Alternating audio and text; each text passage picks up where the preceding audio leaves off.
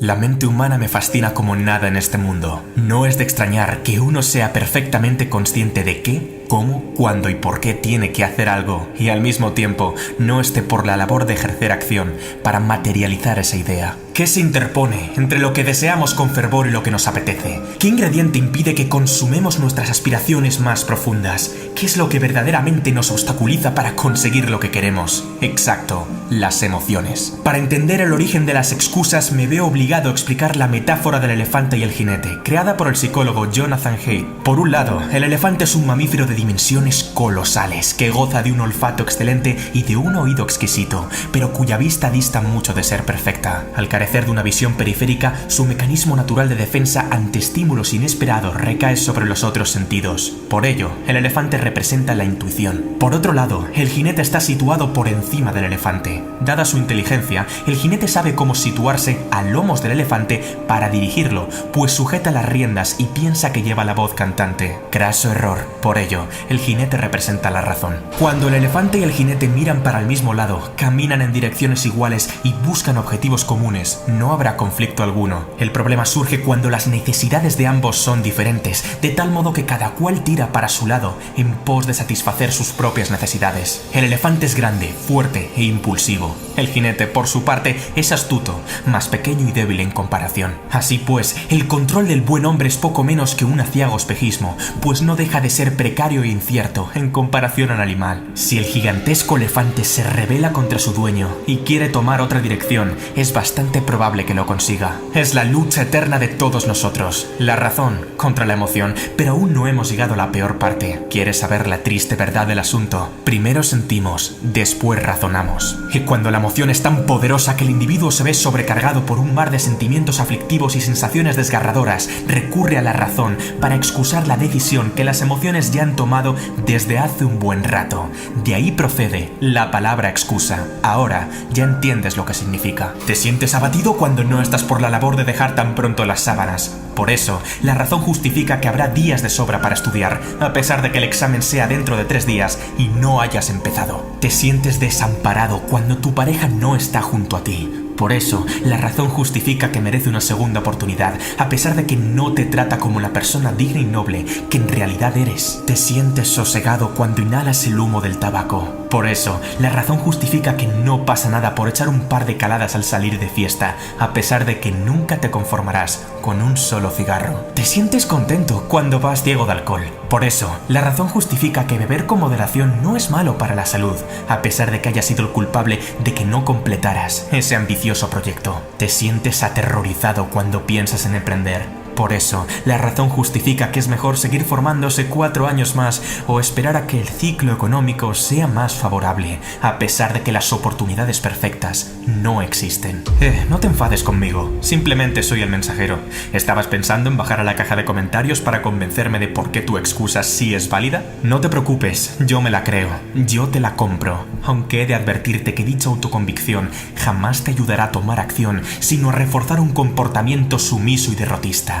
Nada cambiará. No te culpo, pues no es más que el funcionamiento puro y duro del cerebro. Yo también lo hago, soy humano y me pongo excusas. ¿Pensabas que era un perfecto semidios esculpido por el mismísimo Zeus? La cuestión está en si en la baraja de alegatos y pretextos desvía la trayectoria del elefante ligeramente, o en si la bestia se apodera del sentido y dirección del camino, al tener arriba un jinete amansado y demolido. ¿En qué quedamos, caballero? ¿Va usted a ir de paseo o de rodeo? Saber qué tienes que hacer no importa tanto como pensaste en un principio. Más bien, el juego va de tener las agallas de hacerlo. Lo último abre las compuertas del cambio, la mejora y el aprendizaje mediante un autochantaje que emana del propio sentido de urgencia del Homo sapiens. Y al revés, aunque saber lo que uno tiene que hacer podría ser de gran ayuda en una mente ya de por sí resiliente y decidida, la ciencia y la probabilidad demuestran que las garantías de que el plan cobre vida de forma sostenida brillan por ser escasas. Todos sabemos que el alcohol mata, pero la mayoría nunca le falta su cervecita diaria. Todos sabemos que el dulce mata, pero la mayoría no detiene los atracones de azúcar. Todos sabemos que la velocidad mata, pero la mayoría supera el límite permitido en carretera al sobrepasar un radar. No es el hecho de que uno sea consciente o no de un peligro lo que le aleja de él. No es el hecho de que uno sea consciente o no de una meta lo que le acerca a ella. Es una condición necesaria, pero no suficiente. ¿Cuál es el secreto que te permitirá revertir el proceso de autodestrucción? Lo sabrás a continuación. Existe una explicación psicológica detrás de este fenómeno. Venga, piensa un poquito. ¿Recuerdas lo que te he dicho al principio del vídeo? ¿Qué es lo que verdaderamente nos obstaculiza para conseguir lo que queremos? Exacto. Las emociones. Todavía no. Escucha el siguiente ejemplo. Imagina que vas caminando tranquilamente por la montaña y tu cuerpo empieza a sentir escalofríos al percatarse de que hay algo que parece ser una serpiente. Unos instantes después de sentir tal miedo e inseguridad, la cognición dice, es un palo, lo que ocasiona un cambio repentino y automático en la sensación. El jinete ha corregido el movimiento visceral y preconsciente del elefante, pues ha recurrido al pensamiento para alterar la sensación primigenia de sobresalto y dar una respuesta distinta a la inicial. Esto es, al pensar que es un palo, el razonamiento crea curiosidad y tranquilidad, dando lugar a que el miedo desaparezca por completo. ¿Cómo reacciona el ser humano ante un estímulo externo? El cerebro activa en los 200 primeros milisegundos tanto el cerebro reptiliano como el sistema límbico, mediante una serie de neurotransmisores que dan lugar a la composición global de nuestra forma de procesar. El cerebro de reptil sabe muy bien cómo activar el instinto de supervivencia, pero todavía no se ha enterado de que ya no vivimos rodeados de tiburones monstruo, leones cavernarios y tigres dientes de sable. El sistema límbico provoca la emoción que sentimos, pero está muy lejos de tomar las mejores decisiones en lo que a relaciones humanas contemporáneas respecta. ¿Y qué sucede entonces? Se han examinado dos tipos de cerebro cuya reacción es totalmente diferente. Sin embargo,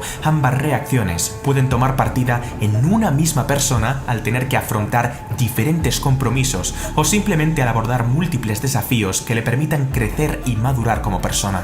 Por un lado, el cerebro tipo 1 consigue activar a los 800 milisegundos una tercera área denominada neocórtex, responsable del pensamiento avanzado, la razón, el habla, la planificación, etc. La corteza prefrontal es capaz de iniciar la cognición para modificar el pensamiento acerca del estímulo externo. Si lo que estoy viendo fuera una serpiente, se movería y emitiría un sonido diferente. Pero cuidado, no es dicho razonamiento lo que fulmina la emoción anterior, sino lo que crea otra emoción distinta que se adapta mejor a la coyuntura. Antes estaba asustado y ahora estoy relajado o curioso. Por otro lado, el cerebro tipo 2 ha de aguantar un auténtico tsunami emocional, de tal manera que el sujeto es completamente incapaz de activar la cognición y resolver el problema, tal y como hizo el cerebro tipo 1. Este fenómeno es básicamente lo que explica el fracaso escolar, el exceso de velocidad o la obesidad mórbida. Por último, cuando los impulsos intuitivos deciden cómo actuar, el neocórtex interviene posteriormente para justificar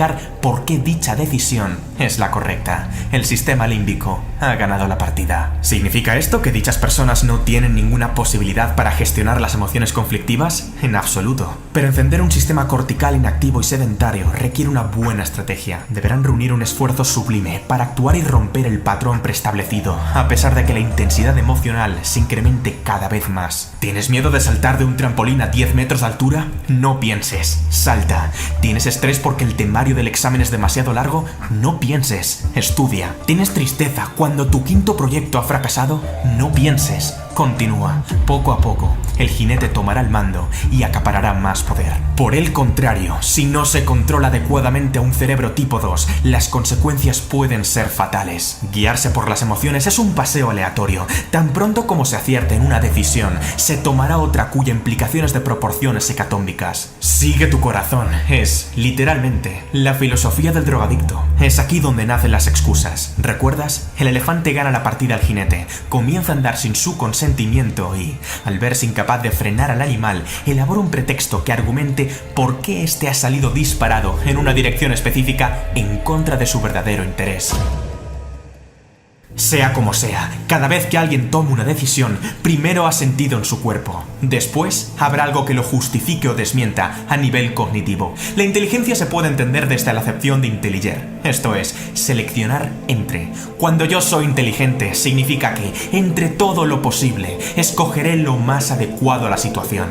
La inteligencia emocional implica que el individuo elija la emoción más apropiada para el estímulo externo, entre todas las que se encuentren a su disposición. La emoción decide y la razón justifica. Dicho de otro modo, todas las decisiones son emotivas y después la razón explica la emoción que se experimenta en un principio o la transforma en otra que consigue desbancarla, pero es lo que uno siente lo que determinará el rumbo de la trayectoria. Si estás en cólera, el mundo se ve distinto a si estás en templanza. Si estás en miedo, el mundo se ve distinto a si estás en seguridad. Si estás en letargo, el mundo se ve distinto a si estás en júbilo. El pensamiento es un buen evaluador, pero no un buen gestor. La gestión tiene que producirse de emoción a emoción.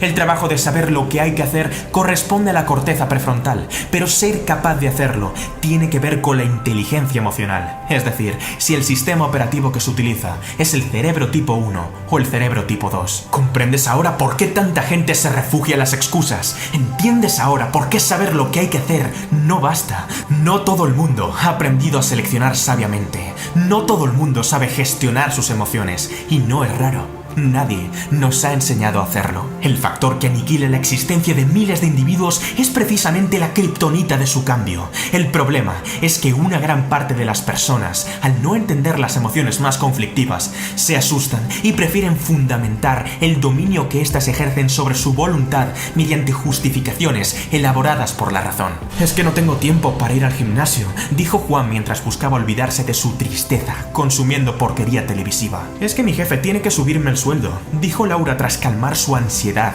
comprándose 3 pares de zapatos carísimos. Es que las editoriales no me publicarían el libro, dijo Esteban para justificar el miedo a lo que el lector pueda pensar de él. Es que, mira, te digo una cosa, quizás a ti te puedas engañar, pero a mí, bueno, qué narices, sí, podrías embaucarme, ¿y luego qué? Tu vida seguirá siendo exactamente la misma, menos es que, y más hay que, es lo que quiero escuchar. Lo más grave de la situación es que la gente piensa que el hecho de que las excusas sean aceptables les exime de tomar responsabilidad sobre su vida. El asunto no va de tener razón o no tenerla, va de moverse o no moverse, de actuar o no actuar, de cambiar o no cambiar, de hacer o no hacer, y punto en boca. Deja de ser un jinete fatídico y desconsolado y conviértete en un domador de categoría. ¿Vas a tolerar que las emociones jueguen contigo o vas a jugar tú con ellas? ¿Vas a dejar que tu cerebro te domine o vas a convertirlo en una máquina infalible? ¿Vas a permitir que un sentimiento temporal tome una decisión permanente? ¿Vas a consentir que las excusas se carguen tu vida o vas a construir una vida con las excusas correctas? Sí, aquellas cuya emoción no se basa en la emoción, sino en la noción. ¿Quieres excusas? Va. Es que no tengo la paciencia de soportar una existencia miserable ni un segundo más. Es que no tengo la intención de quedarme parado y esperar a que el cambio aparezca. Es que no tengo la voluntad de autoconsolarme para reforzar mi melancolía y letargo. Es que no tengo la convicción de recurrir al lamento para resolver mis problemas. Es que no tengo la osadía de autorizar de nuevo un comportamiento de perdedor. Es que no soporto las malditas excusas. Ahora te toca a ti.